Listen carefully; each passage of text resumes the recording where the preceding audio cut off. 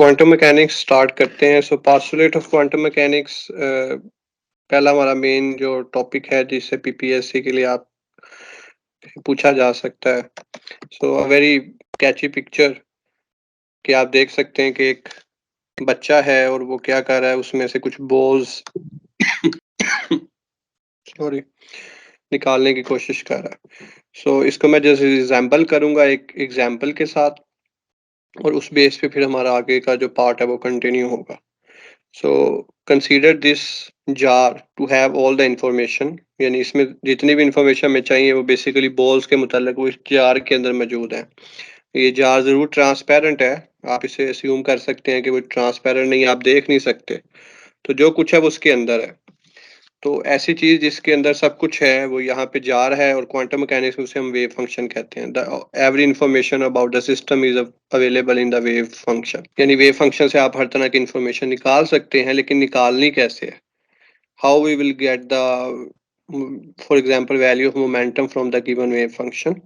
तो उसके लिए हम क्या करते हैं कि हम एक ऑपरेटर अप्लाई करते हैं जो कि इस केस में हाथ है। जब वो हाथ से गेंद निकालने की कोशिश करेगा, सो इट मीन कि वो क्या कर रहा है, अपना हाथ ऑपरेट कर रहा है ताकि वो उन गेंदों को या जो भी उसकी इंफॉर्मेशन है वो हासिल कर सके। So this is how one we can sequence this in a way कि एक स्टूडेंट वेव फंक्शन या जार जिसमें सारी इंफॉर्मेशन है उसको निकालने के लिए आपको ऑपरेटर चाहिए या हाथ चाहिए इस केस में, और जब वो इन्फॉर्मेशन आप निकालेंगे तो फिर आपको पता लगेगा वो क्या है, जिसे हम वैल्यू कहते हैं। और ये इन्फॉर्मेशन वक्त के साथ बदल सकती है अगर हमारे पास बॉल्स का कलर चेंज हो रहा हो बाय द टाइम। तो यहाँ से हमारे चार पास्टुलेट बनते हैं। पहला पास्टुलेट है वेव फंक्शन का, दूसरा पास्टुलेट है ऑपरेटर का, तीसरा पास्टुलेट है वैल्यू जो निकलेगी, और चौथा पास्टुलेट है टाइम एवोल्यूशन के वक्त के साथ उसमें क्या तब्दीली आएगी। Okay, so first as we discussed before, wave function, what does this do? It in output all the information of the system। इससे probability निकालने के लिए आप क्या करेंगे, इनर प्रोडक्ट लेंगे। This is a ket bra notation, ये अभी हम डिस्कस करेंगे। सो इन शॉर्ट आप इनर प्रोडक्ट लेके अगर उसका स्केयर लें तो that give you the probability, और अगर आप just simple psi a into psi b consider करें, so that give you the probability density। so we can say the modulus square of probability density is probability। तो यहाँ से ये दो तीन एमसीक्यूज बन सकते हैं। प्रॉपर वेक्टर के बारे में पूछा जा सकता है। हम जो भी वेव फंक्शन लेते हैं वो demand it to be normalized. Normalize से मुराद है कि आप इनर प्रोडक्ट लें तो 1 आए फॉर द सेम सिस्टम। तो हिल्बर्ट स्पेस में जो वेव फंक्शन है दे शुड बी नॉर्मलाइज्ड। अगर वो नॉर्मलाइज नहीं होते, वो नॉर्मलाइज होते हैं डिराक डेल्टा फंक्शन के, एक के नहीं होते, यूनिटी के नहीं होते, तो उनको हम इम्प्रॉपर वेक्टर्स कहते हैं। ऑर्थो नॉर्मलाइजेशन कंडीशन क्या है कि दे शुड बी 1 अगर दोनों सेम हो, एंड दे शुड बी 0 अगर दोनों डिफरेंट हो। So these are the basic information about the wave function of a quantum mechanics. जिसमें से क्या क्वेश्चन आ सकते हैं वो यहाँ पे मेंशन है। Probability density, what is the condition of orthonormalization. Normalize में मुराद 1 है, ऑर्थोगोनल से मुराद 0 है, और इसको हम इकट्ठे करोने का डेल्टा की शक्ल में लिख सकते हैं। ओके, सो एक क्वेश्चन आ सकता है कि आपको कोई सिंपल सा वेव फंक्शन दे के मिसाल के तौर पे y is equal psi is equal to a x, वो के नॉर्मलाइजेशन कांस्टेंट निकालें। तो I will not go to this question, लेकिन जस्ट आपने क्या करना है, उसकी इंटीग्रेशन करनी है from minus infinity to plus infinity, और जो भी वो उसने दी होगी, जैसे कि यहाँ माइनस ए टू ए है, वो आपने इस्तेमाल कर लेनी। इंटीग्रेशन आपको आती है, तो अगर आपको कहा जाए नॉर्मलाइजेशन कांस्टेंट निकाल लें तो दोनों को मल्टीप्लाई करें, और आप क्या करें, गिवन लिमिट्स में उसको इंटीग्रेट कर दें इक्वल टू 1, तो वहां से आपके पास नॉर्मलाइजेशन कांस्टेंट की वैल्यू ए की आ जाएगी। Okay, as I said there is a notation known as ket bra notation, also known as Dirac notation. तो अगर आप इसको इस तरह के की शक्ल में लिख रहे हैं कि straight line, that's known as ket, और अगर दूसरी स्टाइल में लिखा हुआ है जो कि उसका ट्रांसपोज कॉन्जुगेट ट्रांसपोज है, दैट्स ब्रा। और अगर इन दोनों को आप मल्टीप्लाई करते हैं psi i dot psi j, then it's inner product.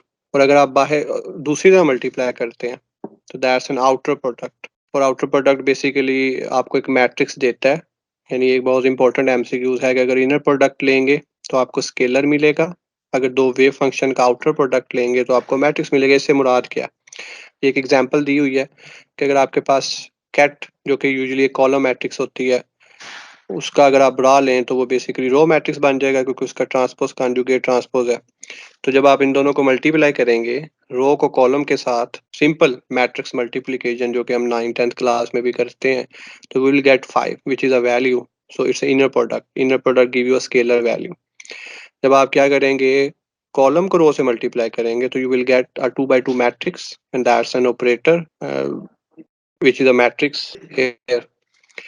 Okay, so as we discussed the operator, so let's move on to the postulate 2, which is operators. जो कि हमारी जो तस्वीर मैंने आपको दिखाई उसमें क्या था, हाथ था जिसके जरिए वैल्यू निकाली जाएगी। तो इस वेव फंक्शन में सारी इन्फॉर्मेशन मौजूद है, निकालनी कैसे है वो ऑपरेटर की मदद से निकालनी।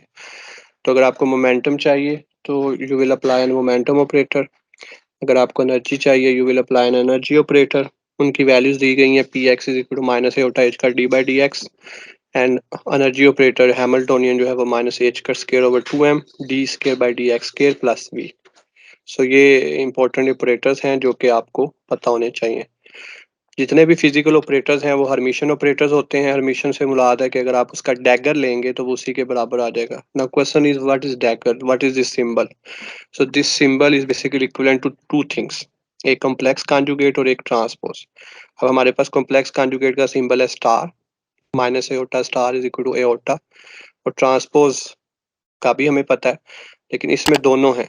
तो इंस्टेड ऑफ राइटिंग बोथ उन्होंने एक नया सिंबल बना दिया which is just like a sleeve sign, और उसे हम डैगर कहते हैं।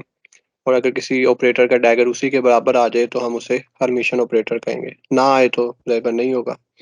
ओके, सो क्वांटाइजेशन से क्या मुराद है कि जब भी आप ऑपरेटर अप्लाई करें और जो आपकी वैल्यू आए वो एक पर्टिकुलर वैल्यू होनी चाहिए। फॉर एग्जांपल ये एक ऑपरेटर है, इसकी हम आइगन वैल्यू निकालते हैं। वो कैसे निकालते हैं वो अभी हम डिस्कस करते हैं। तो वो आती हैं 0 एंड 5। अब इससे मुराद ये है कि इस ऑपरेटर के लिए सिर्फ 0 एंड 5 ही वैल्यू पॉसिबल है, इसके अलावा आपकी वैल्यू इस सिस्टम के लिए पॉसिबल नहीं है। So that's a quantization. Classical क्या होता था कि f is equal to m a लगाएं, कोई भी फोर्स की वैल्यू निकाल सकते हैं। लेकिन क्वांटम मैकेनिक्स में ऑपरेटर के लिए कुछ कोरस्पॉन्डिंग वैल्यू होंगी जो कि सिर्फ बस वही आ सकती है। यहाँ पे कुछ और ऑपरेटर्स दिए गए जैसे कि एंगुलर मोमेंटम ऑपरेटर है, यूनिटरी ऑपरेटर है। ये बहुत इंपॉर्टेंट है पीपीएससी स्टाइल क्वेश्चंस के लिए। यूनिटरी ऑपरेटर से क्या मुराद है कि अगर एक ऑपरेटर को उसी ऑपरेटर के डैगर डैगर अगेन मैं रिपीट करूंगा, कॉम्प्लेक्स कॉन्जुगेट भी लेना है, ट्रांसपोज भी लेना है, दोनों ने कहा दोनों को अलग-अलग लिखने की बजाय कोई नया सिंबल बना दें जो कि डैगर है।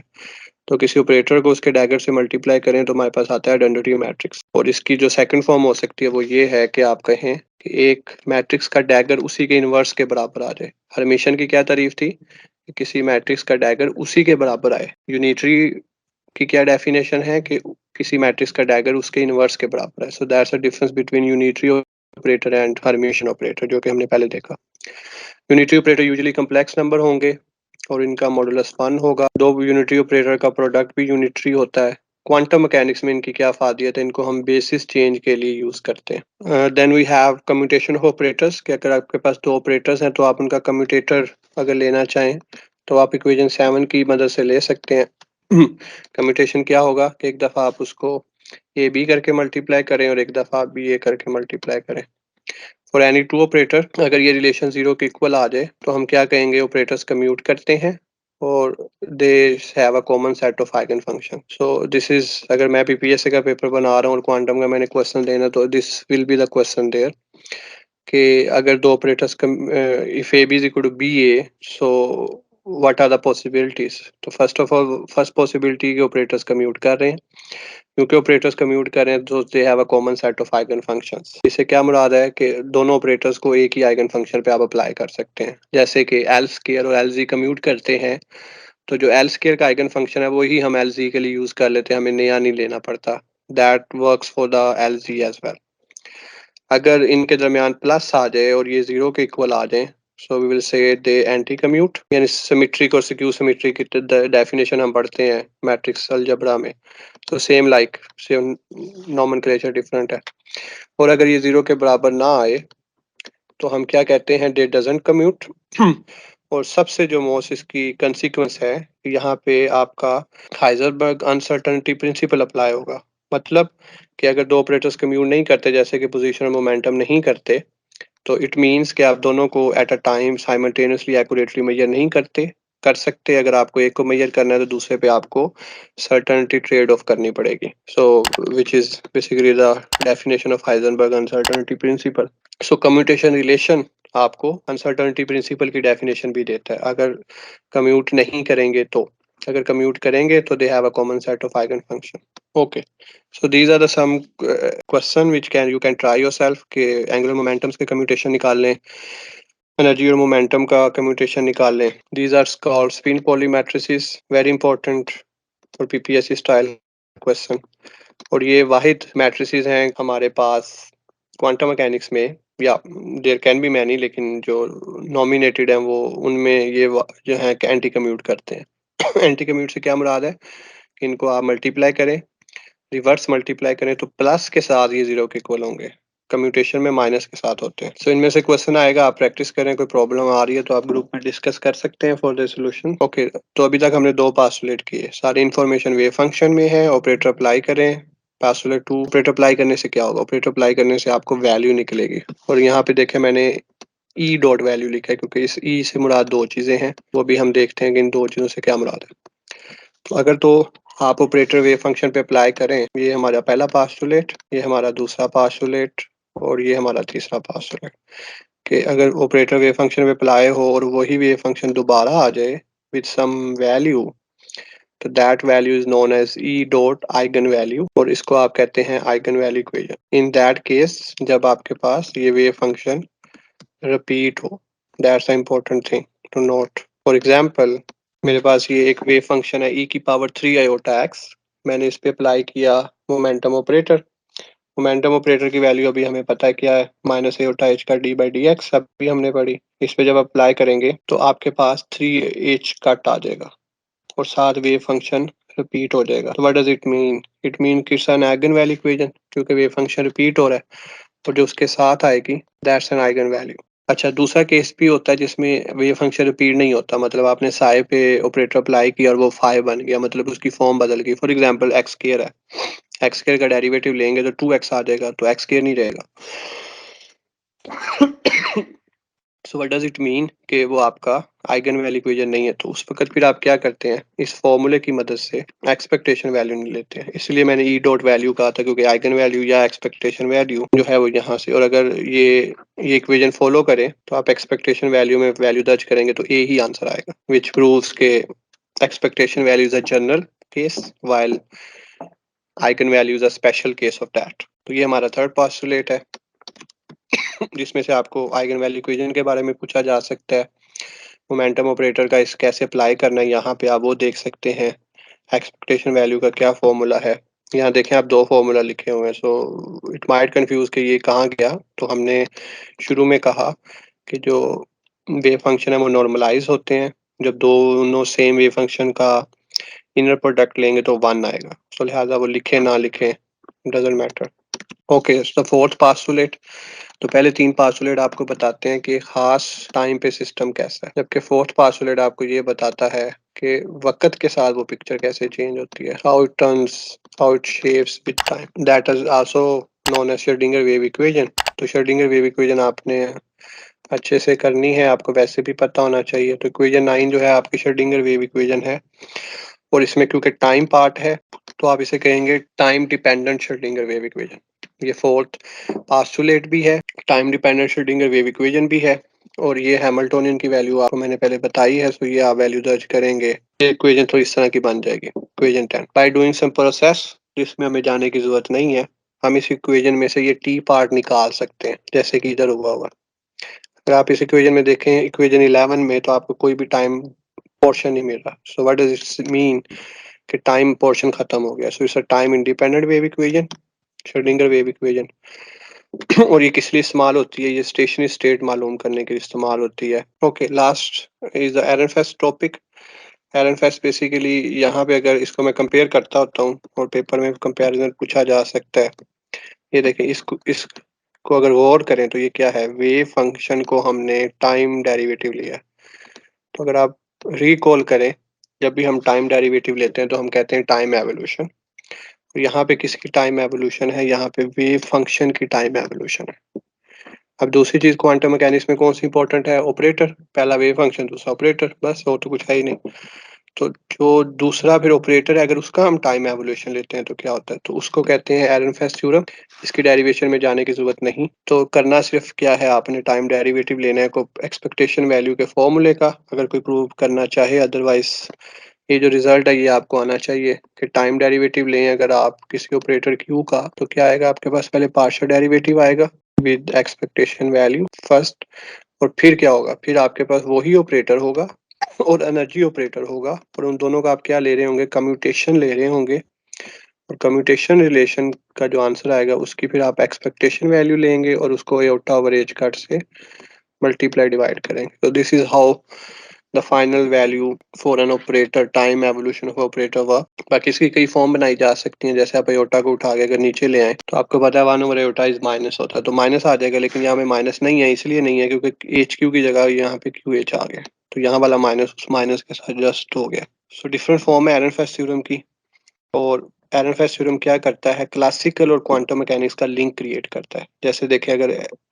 पोजीशन ऑपरेटर का आप टाइम डेरिवेटिव लें तो आपके पास वही फॉर्मूला आता है जो कि क्लासिकल फिजिक्स में है, p over m is equal to v, the time derivative of position is velocity।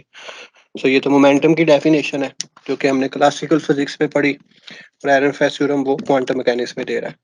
इसी तरह अगर आप मोमेंटम का टाइम डेरिवेटिव लेते हैं तो आपके पास आता है माइनस डेल वी, जो कि फोर्स के इक्वल है, and this is the definition of force in terms of momentum from classical physics. So लिहाजा Ehrenfest theorem is a bridge between classical mechanics and quantum mechanics. Okay, so let me summarise this whole thing which we did. तो हमने सिर्फ क्या किया है? Postulates. In fact अगर मैं इसको फर्स्ट स्लाइड पे ले आऊं, ये हमने लास्ट टाइम डिस्कस किया था।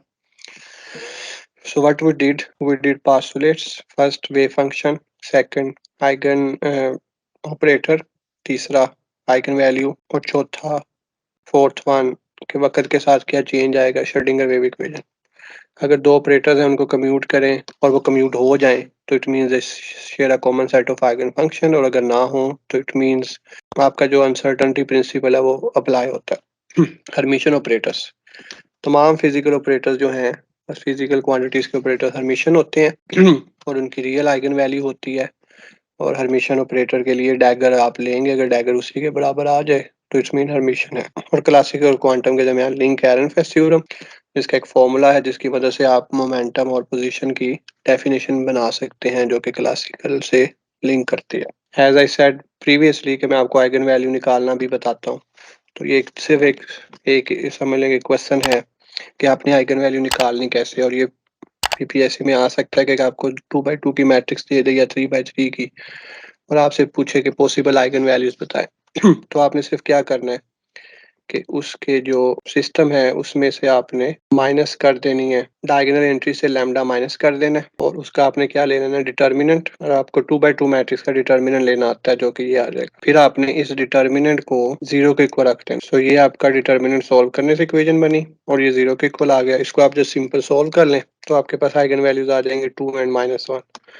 सो इस मैट्रिक्स के लिए क्वांटाइज जो 2 पॉसिबल आइगन वैल्यूज हैं वो है 2 एंड -1। ये ऑपरेटर या मैट्रिक्स जब किसी वेव फंक्शन में अप्लाई होगी तो इन दोनों में से कोई एक वैल्यू आएगी या इनका कॉम्बिनेशन आ सकता है, सुपरपोजिशन, लेकिन इसके अलावा कोई वैल्यू नहीं आ सकती। ओके, ये आइगन फंक्शन की हमें जरूरत नहीं है।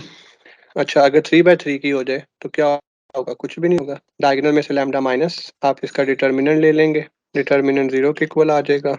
जो इक्वेशन बनेगी उसको आप सिंपली सॉल्व कर लें, यानी मैट्रिक्स डिटर्मिनेंट मैट्रिक्स का तो हम ले सकते हैं आसानी से। तो जो आपके पास आंसर आएगा वो आपके पास आइगन वैल्यूज आ जाएंगे। अच्छा, इधर से गौर कर सकते हैं आपके पास कि आपके पास 3x3 की मैट्रिक्स थी, लेकिन यहाँ पे उसने वैल्यूज 2 लिखी हुई हैं, तो ये बेसिक 2 नहीं है, 3 है। 10 1 1, और क्वांटम मैकेनिक्स में जब दो वैल्यूज रिपीट हो जाए उसे डीजेनरेसी कहते हैं। सो इस ऑपरेटर में डीजेनरेसी है। Okay, so these are the MCQs element to that कि अगर एक डायगोनल मैट्रिक्स है तो उसकी आइगन वैल्यूज भी डायगोनल होंगे। आइगन वैल्यू सिर्फ डायगोनल एलिमेंट्स होंगे, और ए और ए ट्रांसपोज की सेम आइगन वैल्यूज होती हैं। अगर आपको एक दी गई है तो दूसरी भी आप वहीं से निकाल सकते हैं, आपको नए सिरे से करने की जरूरत नहीं है।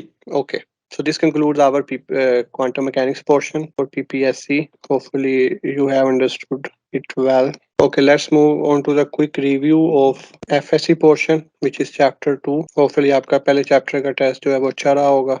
So vectors and equilibrium आपका चैप्टर 2 है, and I will just reiterate कि आपने रिवीजन कैसे करनी है. So what you need to do, आपने जस्ट गो थ्रू करना है चैप्टर्स को, और उसके बाद टेक्स्ट बुक से कर लें. एफएससी की book is more than enough. उसके बाद कोई भी की बुक से प्रैक्टिस कर लें.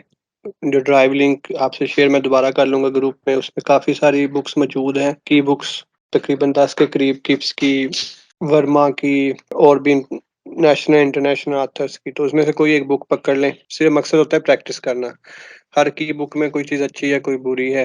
हर की बुक में कोई क्वेश्चन अच्छा बना हुआ है, दूसरा अच्छा बना हुआ है. सो इसमें कहना कि ये बुक बहुत ज़्यादा अच्छी है, तो इसमें नहीं होगा हर किसी में कमी पेशी है. मकसद सिर्फ ये प्रैक्टिस करवाना की बुक का, कि जो आप थ्योरी पढ़ रहे हैं वो किस तरह पेपर में आ सकती है. That's it. इसके अलावा उसका कोई मकसद नहीं होता. तो वो आप इंटरनेट से भी कर लेंगे तो दैट विल वर्क. सो लिहाजा आप किसी की बुक से अगर हार्ड में फॉर्म में मौजूद है उससे प्रैक्टिस करें, and then just move on. Test दें, जो गलतियां होती हैं उसे नोट डाउन करें लाजमी, क्योंकि वही चीज़ पीपीएससी में आ सकती है, क्योंकि वो मोस्ट इंपॉर्टेंट चीज़ें होती हैं जो पूछी जा रही होती हैं. And just move on. ये प्रैक्टिस करें, इंशाल्लाह आप साथ थोड़ा सा जैसे बीएस का आपको सिलेक्टिव करवाया जा रहा है वो कंप्लीट करें. And there is a very strong possibility कि आपको फिजिक्स के टी में से वहाँ पे कोई 70+ MCQs आते होंगे, यानी जो आपकी नज़र से गुजरे होंगे. अब कितने आपकी अच्छी प्रैक्टिस होगी उस बेस पे आप मैक्सिमम नंबर को यूटिलाइज कर सकते हैं. So first basic concepts of vector आपको पता है. वेक्टर की मैग्नीट्यूड होती है, डायरेक्शन होती है. आप बोल्ड लेटर्स या एरो से उसे शो कर सकते हैं. So there is a question के number of angles represents the direction of vector in space. Space में आप 3D में है, सो 3 एंगल्स. प्लेन में 2 है तो 2 एंगल्स, 2 कंपोनेंट्स. स्पेस में 3 कंपोनेंट्स. उसके बाद आपका जो टॉपिक आता है वो हेड टू टेल रूल है कि आप वेक्टर्स को ऐड कैसे कर सकते हैं. तो वेक्टर्स को आप सिंपल 2+5 करके ऐड नहीं कर सकते. You need a different approach, and that approach is known as head to tail rule. In fact there is a very famous question कि जो करंट है वो डायरेक्शन रखता है लेकिन वो वेक्टर नहीं है. So one of the possible answer जो कि दिया जाता है वो यही दिया जाता है कि current head to tail rule follow नहीं करता. Head to tail rule is a must condition for a physical quantity to follow in order to be considered as vector, क्योंकि करंट फॉलो नहीं करता. I is equal to I1 plus I2. जब हम resistance combination formulas बनाते हैं तो we use this. So it mean कि उसे आप सिंपल सम रूल अप्लाई कर सकते हैं. ओके, सो रूल क्या है, आप पहले वेक्टर की हेड को दूसरे वेक्टर की टेल से मिला दें, एंड दैट्स इट. और इसी तरह आप क्वेश्चन बना सकते हैं, जैसे लेट्स सपोज करें ये पहला वेक्टर है ए, दूसरा वेक्टर भी इसी तरह ही है, एंड तीसरा भी इसी तरह ही है. बताएं इसका रिजल्टेंट क्या होगा. इसका रिजल्टेंट ए प्लस बी प्लस सी होना चाहिए, या इसका रिजल्टेंट 0 होना चाहिए, क्योंकि लग तो यही रहा है कि इसमें कोई हेड और टेल ऐसी लाइन नहीं है जो मैं, यानी इस तरह तो नहीं मिला सकता, इस तरह तो नहीं मिल सकता. तो फिर क्या 0 होगा? नहीं, 0 नहीं होगा. ये देखें, अगर आप कंसीडर करें इसे टेल, उसे इस हेड से मिला दें, यानी वो लाइन जो पहले वेक्टर की टेल को आखिरी वेक्टर के हेड से मिलाए रिजल्टेंट वेक्टर कहलाती है. सो ये वही लाइन है. तो it will be simply some a plus b plus c. Subtraction में जस्ट आप क्या करेंगे, डायरेक्शन चेंज कर देंगे एक की. हेड टू टेल रूल वही रहेगा. Multiplication of a vector by a scalar. अब स्केलर 3 तरह के हैं. एक पॉजिटिव नंबर हो सकता है स्केलर, एक नेगेटिव नंबर, और एक scalar quantity but with a dimension जैसे कि मैथ है. तो जब आप पॉजिटिव नंबर से मल्टीप्लाई करेंगे तो वो क्या होगा, उसकी मैग्नीट्यूड डबल हो जाएगी. अगर वो 2 से मल्टीप्लाई कर रहे हैं, अगर 0.5 से कर रहे हैं तो हाफ हो जाएगी. इसी तरह अगर नेगेटिव नंबर से कर रहे हैं तो मैग्नीट्यूड तो चेंज होगी ही होगी, डायरेक्शन भी बदल जाएगी, रिवर्स हो जाएगी, ऑपोजिट. और अगर आप किसी स्केलर क्वांटिटी से कर रहे हैं जिसकी डायमेंशन है, तो क्या होगा कि वो बिल्कुल नई फिजिकल क्वांटिटी बन जाएगी. ये देखें, v एक वेक्टर है, अगर इसमें v को 2 से मल्टीप्लाई करूं तो वेलोसिटी वेक्टर क्या है, डबल हो जाएगा. लेकिन अगर मैं उसको मैथ से मल्टीप्लाई करता हूं तो वो वेलोसिटी ही नहीं रहेगा, बल्कि वो मोमेंटम बन जाएगा. So if a vector is multiply by dimensional scalar, then आपकी फिजिकल क्वांटिटी चेंज हो जाएगी. So this is a very important question.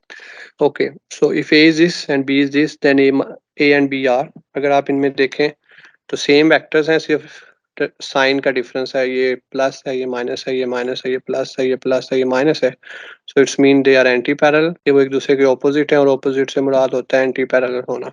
ये एक वेक्टर है 6i + 9j - 3 के इन वाई जी प्लेन। आपने बताना है वाई जी के कौन से कंपोनेंट है, तो वाई के अलोंग होता है j यूनिट वेक्टर और z के अलोंग होता है k यूनिट वेक्टर। तो आपके पास 9i - 9j - 3k will be your answer. Some important vector, one of them is unit vector. Unit vector एक ऐसा वेक्टर है जिसकी मैग्नीट्यूड 1 होती है और आप इसको डायरेक्शन मालूम करने के लिए या डायरेक्शन का बताने के लिए, जैसे मैंने एक वेक्टर लिखना है a is equal to 2 towards north plus 5 towards east, तो इस तरह लिखना डजंट सूट। तो तरीका क्या है, 2i + 5j।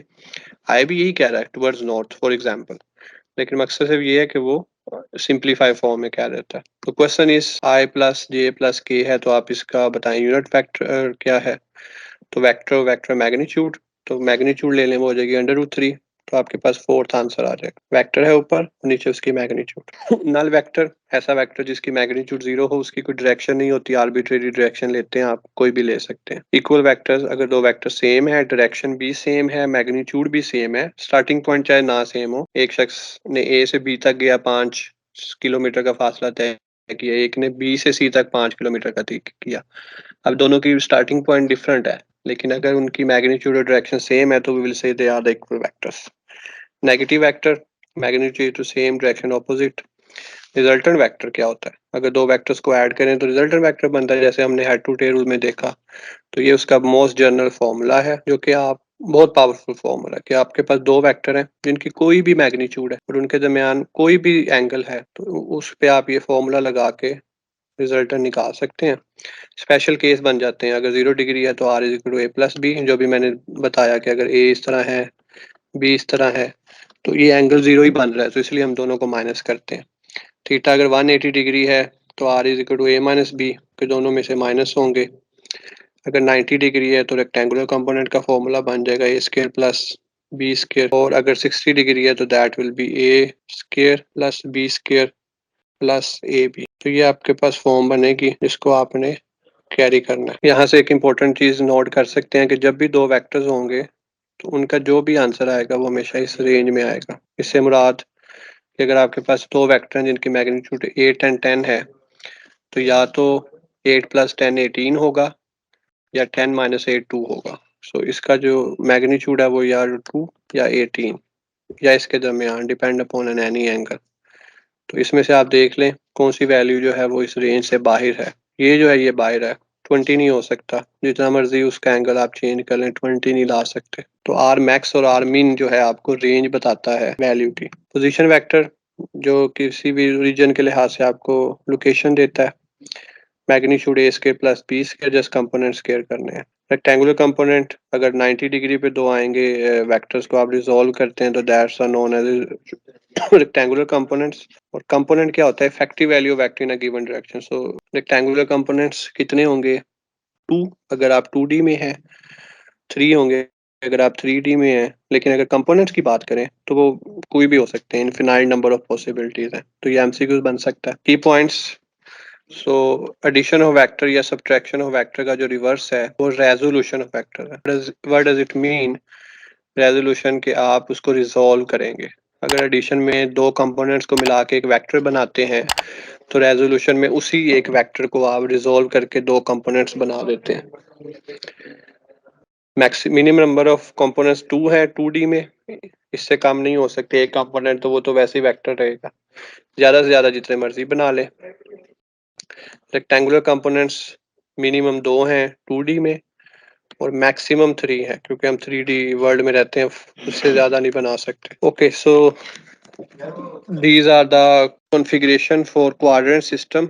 अगर आपका RX और RY पॉजिटिव है तो पहले क्वाड्रेंट में आपने थीटा और फाई को सेम रखना है। मतलब अगर आपका एंगल, जैसे आपके पास है -1/1, तो tan इनवर्स -1/1 करके आपके पास 45 डिग्री आया, लेकिन एक माइनस भी आया, तो वो माइनस को आपने देखना है एक्स माइनस में या वाई माइनस में। तो अगर एक्स नेगेटिव है और वाई पॉजिटिव है तो आपका जो आंसर आएगा उसको आपने 180 से माइनस करके आंसर देना, अदरवाइज वो गलत होगा। अगर आपका RX और RY दोनों नेगेटिव हैं और आपने tan इनवर्स निकाला, एंगल निकाल लिया, तो एंगल आंसर नहीं है। बल्कि आंसर वो होगा जो 180 प्लस आएगा। तो इस तरह आप उसे एक्स एक्सिस के लिहाज से कर सकते हैं। और फोर्थ के लिए 360 माइनस 5 होगा।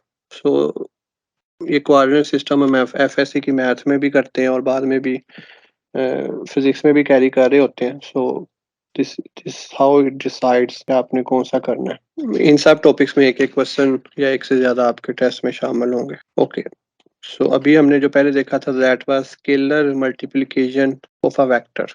लेकिन अगर दो वेक्टर्स को आपस में मल्टीप्लाई करते हैं तो क्या होगा? तो अगर दो वेक्टर्स को मल्टीप्लाई करते हैं तो या तो वो एक स्केलर बनेगा, जिस रिजेम्बलेंस से उसे हम स्केलर प्रोडक्ट कहेंगे, जिसका formula a b cos theta. Work done is an example of that, power is an example of that, electric flux is an example of that. इसकी कुछ प्रॉपर्टीज हैं, डिपेंड अपॉन द एंगल, क्योंकि आपको पता है coast 90 zero होता है, तो जब वेक्टर्स परपेंडिकुलर होंगे तो आंसर आएगा zero. So this is a very important thing.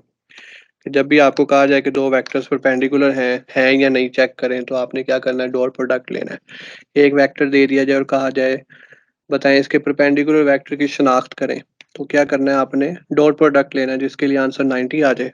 That's it. अगर पैरेलल होंगे तो मैक्सिमम मैग्नीट्यूड होगी, अगर एंटी पैरेलल होंगे तो मिनिमम मैग्नीट्यूड होगी, माइनस ए बी। सेल्फ या सेल्फी प्रोडक्ट जो है दैट्स ए स्केयर, क्योंकि आपका एंगल जीरो है तो cos जीरो 1 हो जाएगा और A into A will be A square. इसी तरह आप ये फॉर्मूला कंपोनेंट्स का बना सकते हैं, अदरवाइज जरूरत नहीं भी है। ओके, बास केसेस में हम दो वेक्टर्स को मल्टीप्लाई करते हैं और आंसर वेक्टर नहीं, सॉरी स्केलर नहीं, वेक्टर ही आ जाता है, तो that's known as a vector product और अ क्रॉस प्रोडक्ट।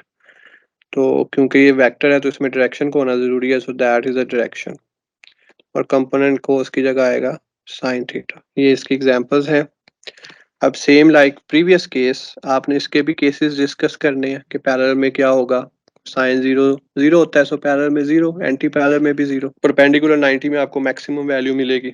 और ये आपका कि आपने इसको सॉल्व कैसे करना है, ये अभी हमने क्वांटम मैकेनिक्स में भी देखा कि कैसे आप 3/3 को डिटर्मिनेंट लेंगे। और ये जो अगर आप इस क्रॉस प्रोडक्ट लेके दो वेक्टर्स का उसकी मैग्नीट्यूड ले लें, मतलब first component square plus second component square plus third component square, तो वो आपको पैरालेलोग्राम का एरिया देगी, वो पैरालेलोग्राम जो कि बेसिकली शेडेड रीजन है। Okay, next is example of vector product which is known as torque.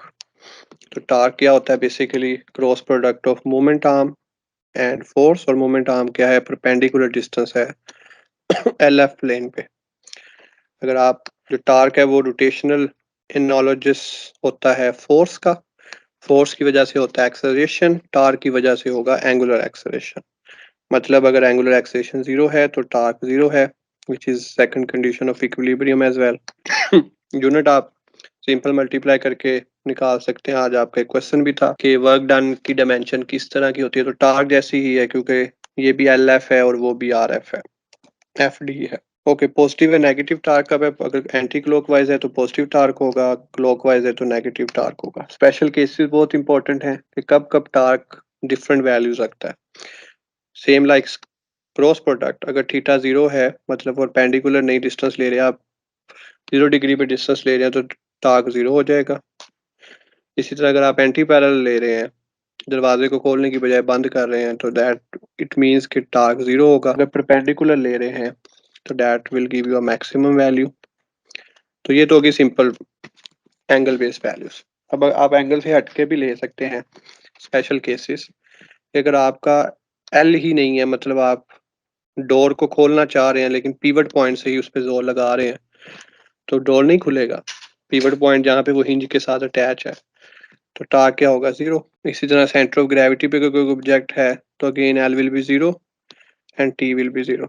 So the special cases when T can be a zero and maximum. अगर टार्क किसी centre point पे लग रहा हो in a certain manner, so we will say it's a couple.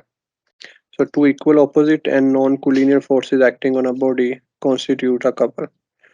So इसका formula आपके पास same वही है जो कि टार्क का है। So there is a comparison of that force और टार्क formulas, angular formula, दोनों वेक्टर क्वांटिटीज हैं, that's an important thing.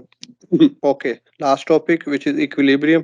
तो इक्विलिब्रियम से क्या मुराद होता है कि बॉडी जो है वो अपनी पोजीशन बरकरार रखे। अब वो रेस्ट में भी हो सकती है और वो मोशन में भी हो सकती है, motion has to be uniform motion. यानी एक्सेलरेशन 0 हो या एंगुलर एक्सेलरेशन 0 हो या दोनों 0 हो, तो हम कहेंगे इक्विलिब्रियम में है। तो पहली कंडीशन है कि तमाम फोर्सेस 0 हों और हम इसे कहते हैं ट्रांसलेशनल इक्विलिब्रियम। दूसरी कंडीशन है कि टॉ 0 हो, उसे हम कहते हैं रोटेशनल इक्विलिब्रियम। और दोनों अगर फुलफिल हो तो हम कहेंगे बॉडीज इन इक्विलिब्रियम। इसके लिहाज से टाइप्स हैं कि अगर वेलोसिटी 0 एक्सेलरेशन 0 है तो that's a static equilibrium. Velocity 0 नहीं है, यूनिफॉर्म वेलोसिटी से मूव कर रही है जैसे कि हम अर्थ के लिए कंसीडर करते हैं, तो we will say it's a dynamic equilibrium. इसी तरह रोटेशनल में आएंगे तो स्टैटिक इक्विलिब्रियम होगा for angular velocity 0 and dynamic equilibrium होगा फॉर एंगुलर एक्सेलरेशन 0। ये थी कंडीशंस। आगे एक टॉपिक है जो कि सारी बात है एफएससी की बुक में नहीं है, मैट्रिक की बुक में है, और वो पूछा जा सकता है कि इक्विलिब्रियम की जो स्टेट्स हैं वो 3 स्टेट्स होती हैं, स्टेबल, अनस्टेबल और न्यूट्रल। स्टेबल में क्या है कि अगर आप बॉडी को उसकी पोजीशन से लिफ्ट करें और वापस छोड़ दें तो उसी पोजीशन में वापस आ जाएगा। फॉर एग्जांपल चेयर, आप चेयर को थोड़ा सा थोड़ी सी पोजीशन चेंज करते हैं और छोड़ते हैं तो वो अपनी असल हालत में वापस आ जाता है।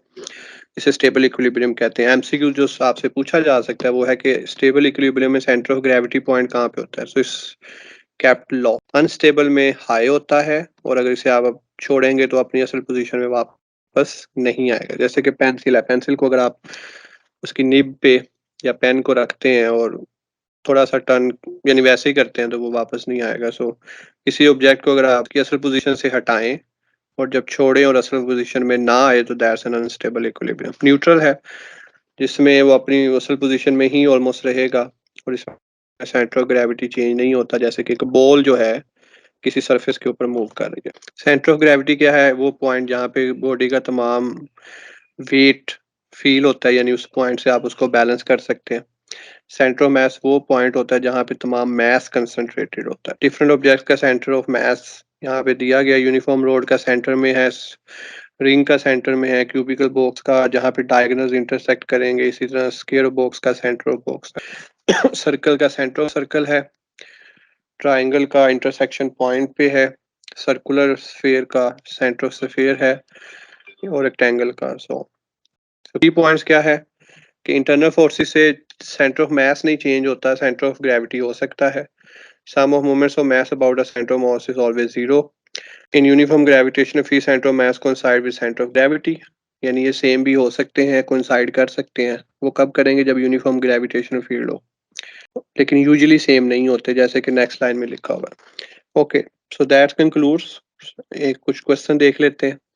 The resultant of two forces of equal magnitude is also equal to the magnitude of the forces. The angle between the forces इसके वो कह रहा है कि रिजल्टेंट जो है वो फोर्सेस की मैग्नीट्यूड के बराबर है, यानी F1 F2 और R आपस में बराबर है। तो फॉर्मूला भी हमने पढ़ा R इज इक्वल टू, हमें भी R स्क्वायर कर लेते हैं, F1 के cos थीटा। तो ये फॉर्मूला अभी हमने पढ़ा कि मोस्ट जनरल फॉर्मूला है। तो वो कह रहे हैं दो वेक्टर्स हैं और उनको इस तरह रखा गया कि उनका रिजल्टेंट भी सेम आ गया, तो आप सबकी जगह क्या करें? F पुट कर दें। तो क्या बन जाएगा? एफ स्क्र, ये भी एफ स्क्र, ये भी एफ स्क्र, तो दैट बिकम्स 2f²। इसको भी जरब करेंगे तो दैट बिकम्स 2f²। इसको जब आप सोल्व करेंगे तो आपके पास आंसर आएगा 120 डिग्री। तो इसको आप याद भी रख सकते हैं। ये एग्जांपल है एफएससी की बुक की कि अगर दो, यानी इसमें वैल्यू भी दे सकता है ना कि वो दो वेक्टर से 5 न्यूटन के हमने सम किया, रिजल्टेंट निकाला हेड टू टेल, उससे वो भी 5 आ गया। तो बताएं एंगल क्या है? तो एंगल 120 डिग्री है। If F1 is 2 Newton and F2 is 5 Newton where the resultant force is F is 3 Newton, the angle between F and 2 is। तो आप क्या करें? अगेन पुट कर दें वही फॉर्मूला। अब R की जगह क्या आएगा? 3 9, उधर आ जाएगा फर्स्ट का स्क्वायर 4, सेकंड का square 5, so 9 is equal to 29 plus 20 cos theta. तो इसको आप सोल्व कर लें तो यहाँ पे आपका आ जाएगा cos theta is equal to -1, so theta is 180 degree. लेकिन आप सिंपल इसे विदाउट कैलकुलेटर सोल्व कर सकते हैं क्योंकि विदाउट कैलकुलेटर ही ये होगा पेपर में।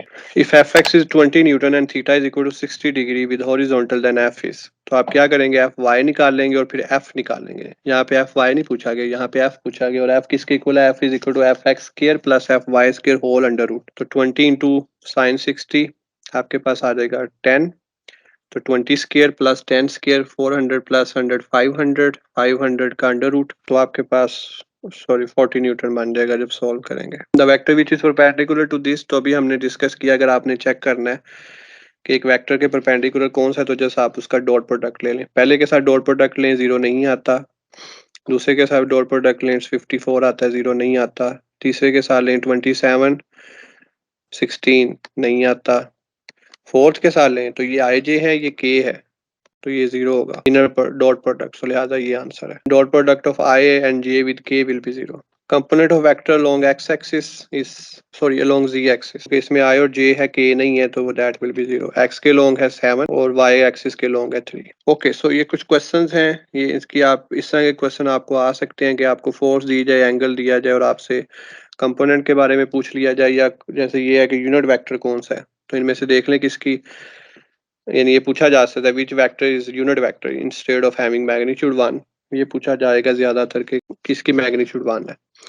तो अगर आप इसकी मैग्नीट्यूड लें 3 + 3 + 3, तो ये आपके पास आ जाएगा 9, ये आ जाएगा 4, लेकिन ये आपको 1 दे देगा, तो ये यूनिट वेक्टर है। इसके अलावा एक मोस्ट फेमस है कोस थीटा आई, ये आपके टेस्ट में मौजूद होगा क्वेश्चन, मैं आपको पहले बता रहा हूँ। Cos theta i plus sine theta j is a position vector, unit vector, null vector. तो यूजुअली आप पोजीशन वेक्टर लगाएंगे, लेकिन अगर आप इसकी मैग्नीट्यूड स्केल लें कोस के थीटा प्लस साइंस के थीटा, तो 1 होता है बाय ट्रिग्नोमेट्री फॉर्मूलाज, तो ये नल वेक्टर नहीं है। पोजीशन वेक्टर भी हो सकता है, लेकिन ये नजदीक तरीन आंसर इसका unit vector. If r x is negative and r y is positive then theta is equal to, ये भी हमने देखा कि अगर एक्स को नेगेटिव है और वाई पॉजिटिव है तो हम -5 करेंगे, अगर दोनों नेगेटिव हो तो +5, और अगर आर एक्स पॉजिटिव और आर वाई नेगेटिव हो तो फिर 360 - 5। The magnitude of dot and cross product equal angle between them is, तो आप a dot b is equal to a cross b magnitude, इसको आप सॉल्व कर लें। ए बी से कट जाएगा, यहाँ से आएगा कोस थीटा, यहाँ से आएगा साइन थीटा और cos theta, tan theta is equal to 1, और टेन थीटा 1 कब होता है 45 डिग्री पे, तो 45 आंसर आ जाएगा। सो अगर 45 डिग्री पे दो वेक्टर्स हैं तो उनका क्रॉस प्रोडक्ट और डॉट प्रोडक्ट सेम होगा। ओके, ये परपेंडिकुलर है, एम की वैल्यू बताएं 3 × 2 6, परपेंडिकुलर से मुराद है कि इनका डॉट प्रोडक्ट 0 होना चाहिए। j × j 12, 6 × 2 12, m × 1 m, और ये इक्वल टू 0 होगा क्योंकि उसने कहा ये परपेंडिकुलर है, तो -6 उधर जाके +6, तो इसका आंसर है m is equal to +6। Okay, so इस तरह के क्वेश्चन आप जितने भी प्रैक्टिस करेंगे वो कम है। So that's it from my side for today. So हमने आज क्वांटम की थोड़ी सी बेसिक की है, जो कि आपको अदर देन पीपीएससी, अगर आप कहीं पे एमफिल के लिए इंटरव्यू देते हैं या जस्ट बेसिक क्वांटम डिस्कशन होती है, तो मेजरली इसी चीज़ों पे ही होती है, जिसमें से मेजर पोर्शन आज हमने देखा कि पास्टुलेट्स क्या है, Schrodinger wave equation, time dependent क्या है, एलन-फेस्ट थ्योरम हमें क्या बताता है, व्हाट इज द डिफरेंस या what is the story behind this wave function operator and eigen value thing. एक पूरी कि वेव फंक्शन में सारी इंफॉर्मेशन है, निकालने के लिए ऑपरेटर चाहिए। ऑपरेटर जब वेव फंक्शन पे अप्लाई होगा तो, या अगर तो वेव फंक्शन रिपीट हो रहा है we will say it's an eigen value, और अगर रिपीट नहीं हो रहा तो we will apply the expectation value method, and that's it. Okay, so okay, if you have any question you can ask in the chat box. Till that, good, Allah Hafiz, and prepared for the next test. आपको की मिल गई होगी कि मैं share भी कर देता हूँ इन द ग्रुप जो भी आपका टेस्ट हुआ। ओके, अल्लाह हाफिज।